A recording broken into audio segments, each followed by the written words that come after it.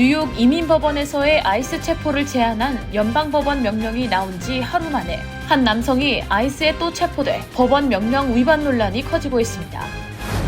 트럼프 대통령이 은행 고객의 시민권과 체류 신분 확인을 강화하는 새 행정명령에 서명했습니다. 뉴저지 LG전자 미국 법인의 전 직원이 성차별적 근무 환경을 이유로 연방법원에 소송을 제기했습니다. 또 화승 오토모티브 USA를 상대로 한 장애차별 관련 소송도 엘라바마 연방법원에서 진행 중입니다. 미셸 스틸 주한미국 대사 후보자가 오늘 상원 인준 청문회에서 한미동맹 강화를 최우선 과제로 제시했습니다. IRS와의 소송을 마무리한 가운데 합의 내용 중 트럼프 일가의 과거 세금 신고에 대한 조사를 영구적으로 금지하는 내용이 포함돼 논란이 커지고 있습니다. 여자친구를 살해한 뒤 두 자녀와 함께 멕시코로 도주했던 한인 남성이 약 2년 만에 현지에서 체포돼 미국으로 송환됐습니다. 미 전역에서 소규모 사업을 시작하기 가장 좋은 지역 1위로 뉴저지주 팰리세이드 파크가 선정됐습니다.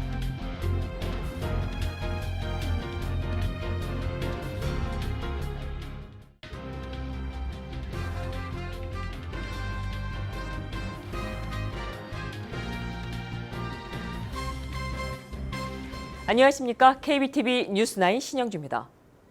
뉴욕 이민법원에서의 아이스 체포를 제한한 연방법원 명령이 나온 지 하루 만에 맨해튼 26 페더럴 플라자에서 한 남성이 아이스에 체포돼 논란이 커지고 있습니다. 이민단체와 일부 정치권은 법원 명령 위반 가능성을 제기했고 국토안보부는 명령을 어기지 않았다고 반박했습니다. 뉴욕 맨해튼 26 페더럴 플라자, 이민 심리가 열리는 이 건물에서 아이스 체포를 둘러싼 논란이 다시 불거졌습니다. 연방지방법원의 피 케빈 캐스텔 판사는 지난 18일 아이스가 뉴욕시 이민법원에 출석한 이민자들을 법원 안팎에서 일상적으로 체포하는 관행을 제한했습니다. 명령 대상은 맨해튼의 26 페더럴 플라자, 201 베릭 스트리트, 290 브로드웨이 등 세 곳입니다. 판사는 이민법 집행의 필요성은 인정하면서도 이민자들이 망명 신청이나 추방 심리에 출석하기 위해 법원에 나왔다 체포될 수 있다는 두려움 없이 절차에 참여할 수 있어야 한다고 판단했습니다. 하지만 명령 하루 뒤인 19일 온두라스 출신 21세 남성이 26 페더럴 플라자에서 이민 심리에 출석한 뒤 아이스 요원들에게 체포됐습니다. 이민자 권익단체들은 즉각 반발했습니다. 뉴욕 이민연합과 시민단체들은 이번 체포가 법원 명령을 정면으로 위반했을 가능성이 있다고 주장했습니다. 댄 골드먼 연방 하원의원도 관련 사실을 확인 중이라며 아이스가 법원 명령을 어긴 것으로 보인다고 밝혔습니다.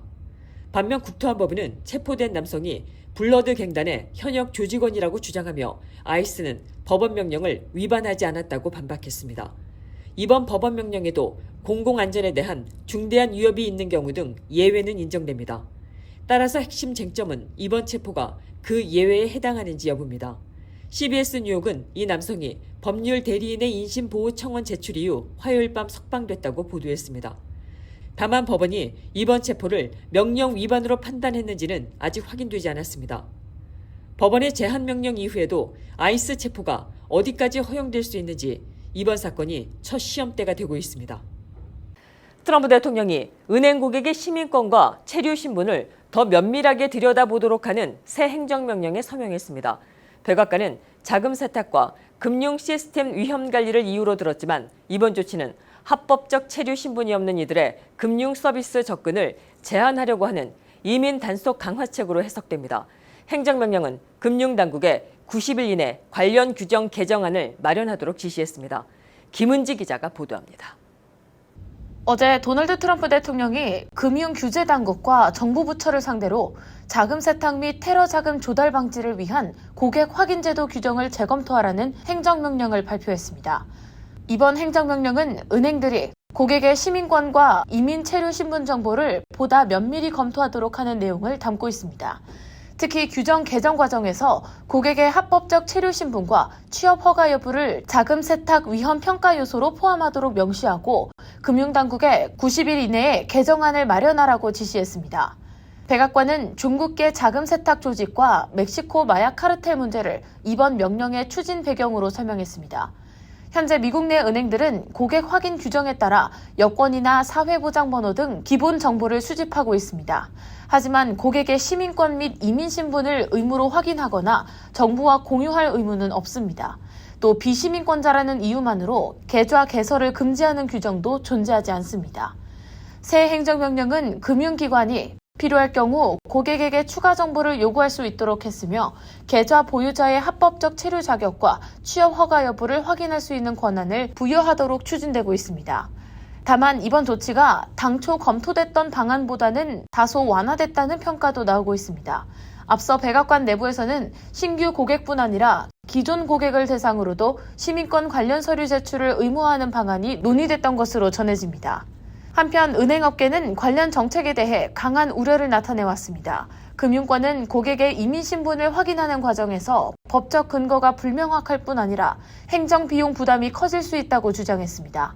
결국 이번 행정명령은 은행들의 의무 규정보다는 지침 제시 수준으로 조정된 것으로 전해졌습니다. 행정부는 이번 조치의 배경으로 금융시스템 위험 관리 필요성을 강조하고 있습니다. 백악관은 불법 체류자가 추방될 경우 대출 상환 문제가 발생할 수 있다며 금융기관의 신용 리스크 가능성을 언급했습니다. 스콧 베센트 재무부 장관도 지난달 관련 논의에 대해 미국 금융시스템 안에 누가 있는지 파악하는 것은 합리적이라며 더 엄격한 규정의 필요성을 주장했습니다.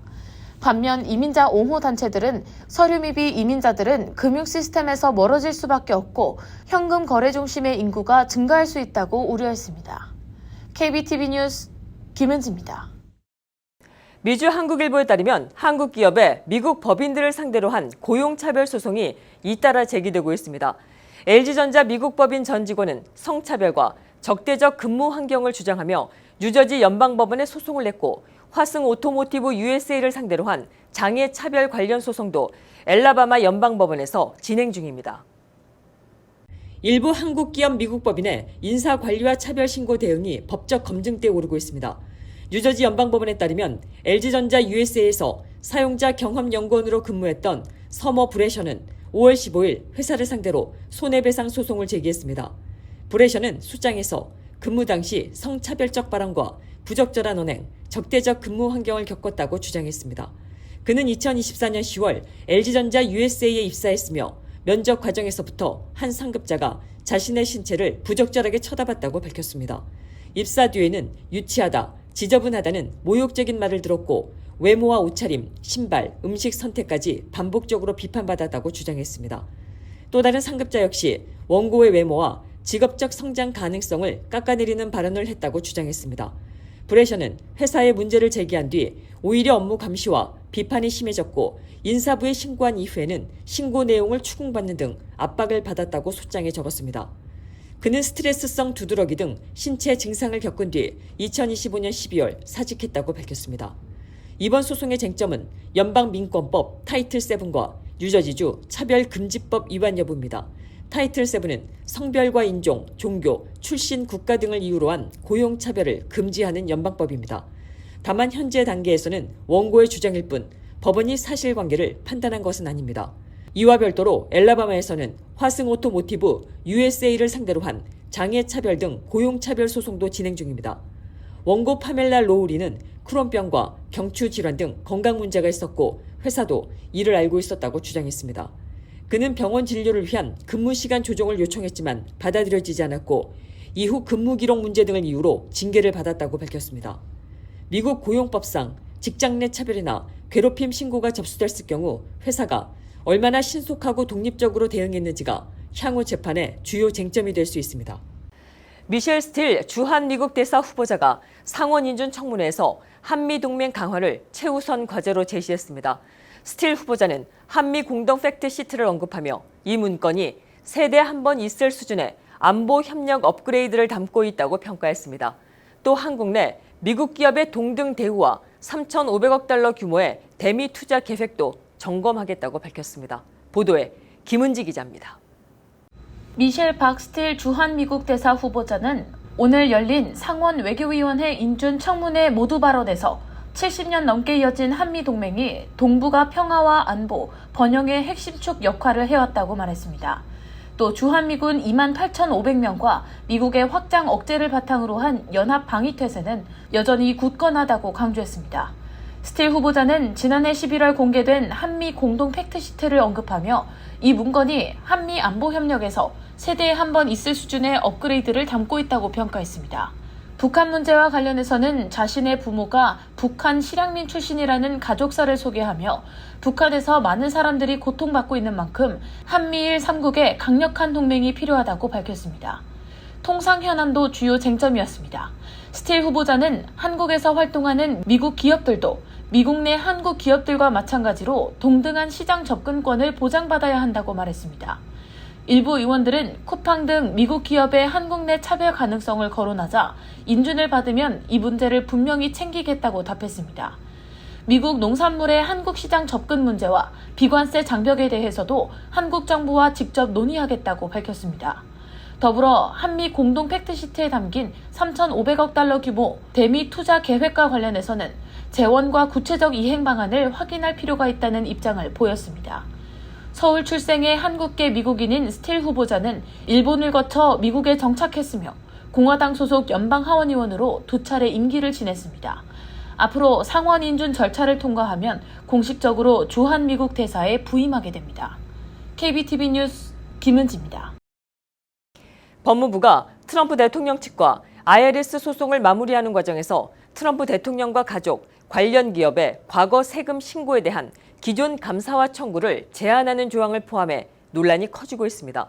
법무부는 통상적인 합의 절차며 기존 감사와 청구에 한정된 것이라고 설명했지만 민주당 의원들과 감시단체들은 이해 충돌 문제를 제기하고 있습니다. 트럼프 대통령의 과거 세금 신고를 둘러싼 논란이 다시 불거졌습니다.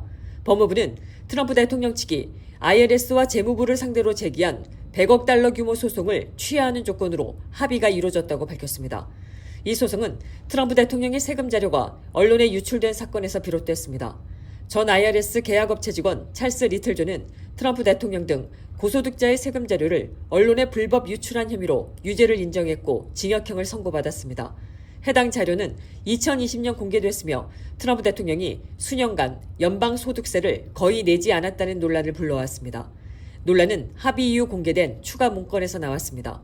AP와 CNN 등은 이 문건에 IRS가 트럼프 대통령과 그의 가족, 트럼프 관련 기업의 과거 세금 신고에 대해 기존 감사나 청구를 더 이상 진행하지 못하도록 하는 내용이 포함됐다고 보도했습니다. 문건에는 IRS가 해당 사안을 영구적으로 금지된다는 취지의 표현도 담긴 것으로 전해졌습니다.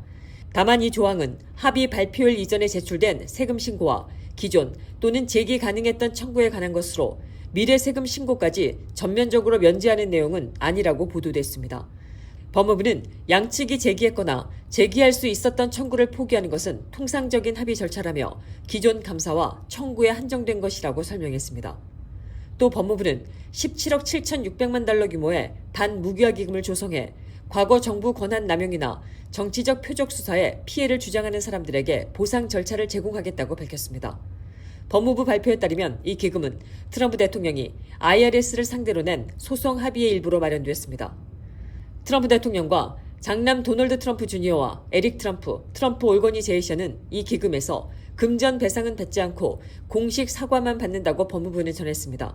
하지만 민주당 의원들과 감시단체들은 대통령이 자신이 임명한 인사들이 이끄는 행정부와 소송을 정리하면서 본인과 가족의 과거 세무 리스크를 차단한 것 아니냐고 비판하고 있습니다.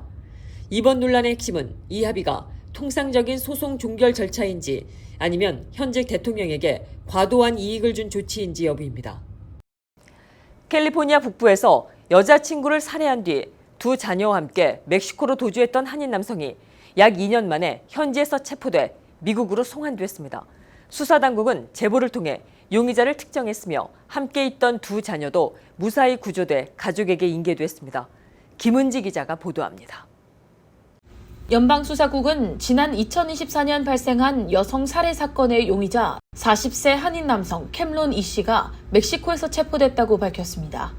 이 씨는 2024년 7월 캘리포니아주 세크라멘토 북부에 위치한 주택에서 당시 여자친구였던 28세 안젤리카 브라보를 살해한 혐의로 기소됐으며 무기 소지 관련 혐의도 받고 있습니다.